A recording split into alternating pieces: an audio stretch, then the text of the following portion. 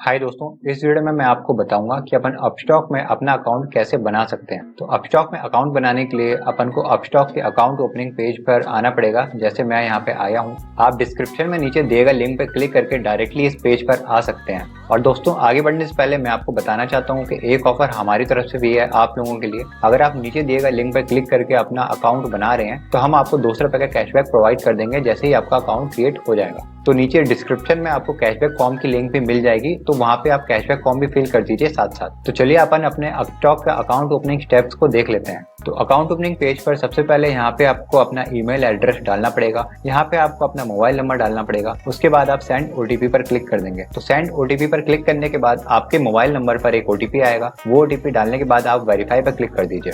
तो यहाँ पे मैं अपना ईमेल एड्रेस और मोबाइल नंबर डाल के आपको अपडेट कर देता हूँ। मोबाइल नंबर वेरीफाई करने के बाद यहाँ पे आपको अपना ईमेल एड्रेस भी वेरीफाई करना पड़ेगा। तो यहाँ पे आप चेक कर लीजिए कि आपने जो ईमेल एड्रेस डाला है वो सही है कि नहीं है। अगर आपको लगता है कि आपने गलती से गलत ईमेल एड्रेस डाल दिया है तो एडिट ईमेल पर क्लिक करके आप अपना ईमेल एड्रेस चेंज कर सकते हैं। पर मेरा ईमेल एड्रेस यहाँ पे बिल्कुल सही है, तो मैं यहाँ पे गेट ओटीपी पर क्लिक कर दूंगा। अब आपके ईमेल एड्रेस पर एक ओटीपी आएगा, वो ओटीपी आपको यहाँ पे डालनी पड़ेगी। अगर आपके इनबॉक्स में ओटीपी नहीं आता है तो आप अपना एक बार स्पैम फोल्डर भी चेक कर लीजिए, क्योंकि कभी कभी ओटीपी वहाँ पे भी चला जाता है। और अगर तब भी आपकी ओटीपी नहीं आती है तो उसके लिए आप यहाँ पे रीसेंट ओटीपी पर क्लिक कर सकते हैं। तो मेरी ओटीपी आ चुकी है, मैंने वो ओटीपी डाल दी है। अब अपन कंटिन्यू पर क्लिक कर देंगे। अब इस स्टेप में आपको अपना पैन नंबर और आपकी डेट ऑफ बर्थ डालनी पड़ेगी। तो यहाँ पे मैंने अपना पैन नंबर डाला हुआ है और इधर मैंने अपनी डेट ऑफ बर्थ डाली हुई है। और दोस्तों याद रखिए कि डेट ऑफ बर्थ वही होनी चाहिए जो आपके पैन कार्ड पर मेंशन्ड है। तो दोनों चीजें डालने के बाद अपन यहाँ पे कंटिन्यू पर क्लिक कर देंगे। इस स्टेप में आपको दोस्तों अपनी कुछ डिटेल्स डालनी पड़ेंगी और यहाँ पे आपका नाम शो करेगा, क्योंकि अपस्टॉक ने आपका नाम पैन कार्ड से फैच कर लिया है। तो यहाँ आपसे आपका जेंडर पूछ रहा है, तो जेंडर अपन डाल देंगे। उसके बाद यहाँ आपसे पूछ रहा है कि आप सिंगल है कि मैरिड है, तो वो आप उस पर टिक कर दीजिए। यहाँ पे आपसे पूछ रहा है कि आपकी एनुअल इनकम कितनी है, जो भी आपकी एनुअल इनकम है आप वो उसी हिसाब से भर दीजिए। यहाँ पे आपसे आपका ट्रेडिंग एक्सपीरियंस पूछ रहा है, तो जिनका भी अकाउंट ओपन आप कर रहे हैं उनका जो भी एक्सपीरियंस है वो आप मेंशन कर दीजिए। उसके बाद इसको अपन थोड़ा नीचे स्क्रॉल कर देंगे।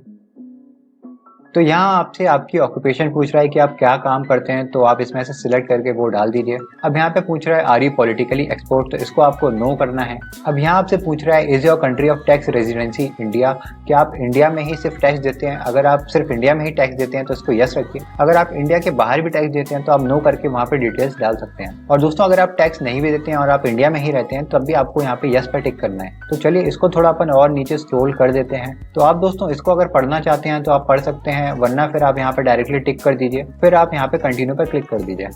अब यहाँ पे बोल रहा है कि आपके पास एक चांस है एक फ्री का स्टॉक जीतने के लिए, तो आप यहाँ पे नीचे yes I want a free stock पर क्लिक कर दीजिए।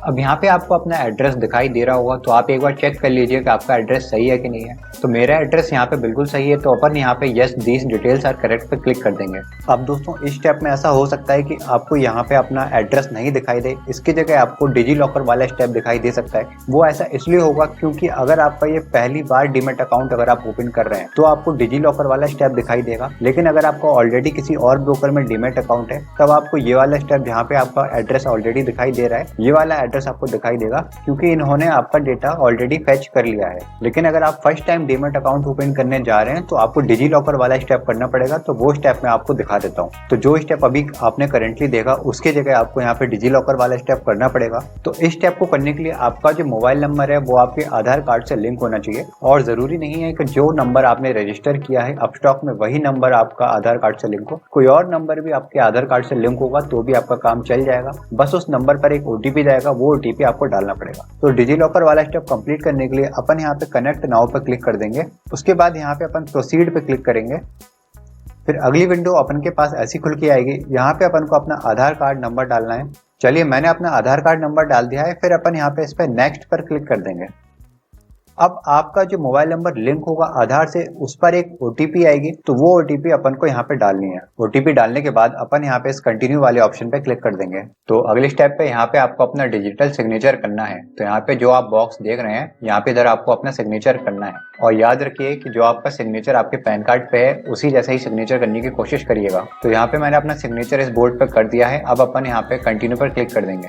अब यहाँ पे लिखा हुआ है कि अगली स्क्रीन पर आपको एक अपनी लाइव फोटो लेनी पड़ेगी, तो उसके लिए आपको अगले स्टेप पर अपने कैमरे की परमिशन देनी पड़ेगी। तो अपन अब इस पे कंटिन्यू पर क्लिक कर देंगे और कैमरे की परमिशन दे देंगे। तो यहाँ पे मेरे से बोल रहा है कैमरे की परमिशन के लिए, तो इसको अपन अलाउ पे क्लिक कर देंगे। आपको मोबाइल फोन पे भी ऐसे ही अलाउ का ऑप्शन आएगा, तो आप उसको अलाउ कर दीजिएगा। तो मैंने अपने कैमरे से लाइव फोटो ले ली है। अब अपन यहाँ पे एक्सेप्ट पे क्लिक कर देंगे। अब यहाँ पे आपको बोल रहा है कि आप एक बार चेक कर लीजिए कहीं आपको लग तो नहीं रहा है कि फोटो ब्लर है। तो मेरे को फोटो बिल्कुल सही लग रही है। अब यहाँ पे फिर अपन कंटिन्यू पे क्लिक कर देंगे। तो इस स्टेप में आपको अपनी बैंक की डिटेल डालनी पड़ेगी, अकाउंट होल्डर का नाम डालना पड़ेगा। और दोस्तों, अकाउंट होल्डर का नाम वही होना चाहिए जिनके नाम पे अकाउंट ओपन हो रहा है। आपका IFSC कोड डालना पड़ेगा, बैंक अकाउंट का नंबर डालना पड़ेगा और एक बार वेरीफाई करने के लिए बैंक अकाउंट नंबर फिर से डालना पड़ेगा और अकाउंट किस टाइप का है वो मेंशन करना पड़ेगा। तो मैं यहाँ पे अपनी बैंक अकाउंट की डिटेल्स भर के आपको अपडेट करता हूँ। तो चलिए, मैंने अपनी बैंक की सारी डिटेल्स यहाँ पे डाल दी हैं। अब अपन फिर कंटिन्यू पर क्लिक कर देंगे।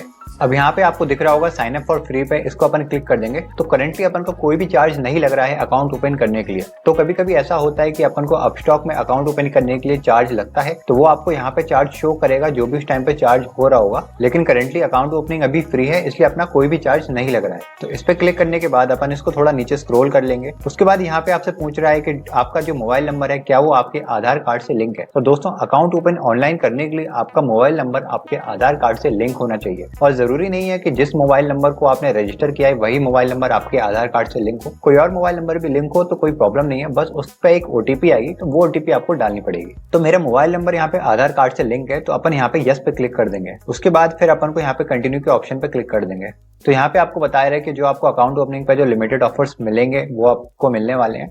तो आप फिर उसके बाद कंटिन्यू पे क्लिक कर दीजिए।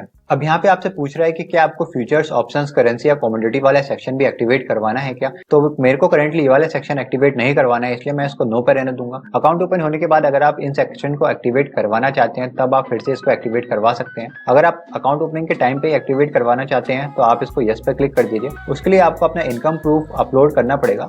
तो इनकम प्रूफ में आप या तो अपना IT रिटर्न दे सकते हैं पिछले 2 साल का, या फिर अपना लेटेस्ट बैंक स्टेटमेंट दे सकते हैं 6 मंथ्स का, या फिर आप लास्ट 6 मंथ्स की अपनी सैलरी स्लिप दे सकते हैं। तो करंटली मैं इसको नो पे रख दूंगा क्योंकि मेरे को ये वाले अकाउंट अभी एक्टिवेट नहीं करवाने हैं, मेरे को केवल इक्विटी वाला सेगमेंट ही एक्टिवेट करवाना है। उसके बाद अपन कंटिन्यू पर क्लिक कर देंगे। अब क्योंकि आपका मोबाइल नंबर आधार कार्ड से लिंक है तो उसके लिए आपको e-साइन विद आधार OTP पर क्लिक कर देना है। उसके बाद आपको यहाँ पर e-साइन नाउ पर क्लिक कर देना है। अब यहाँ पे आपको अपना मोबाइल नंबर दिखाई देगा, तो आप एक बार फिर से चेक कर लीजिए कि यही आपका मोबाइल नंबर है या नहीं। उसके बाद दोनों पे टिक रहने दीजिएगा।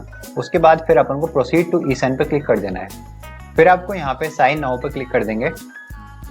इस बॉक्स को आपको टिक कर देना है और आपका जो भी आधार कार्ड का नंबर है वो आपको यहाँ पे फिल करना है। अपना आधार कार्ड मैंने डाल दिया है। अब अपन यहाँ पे सेंड OTP पर क्लिक कर देंगे।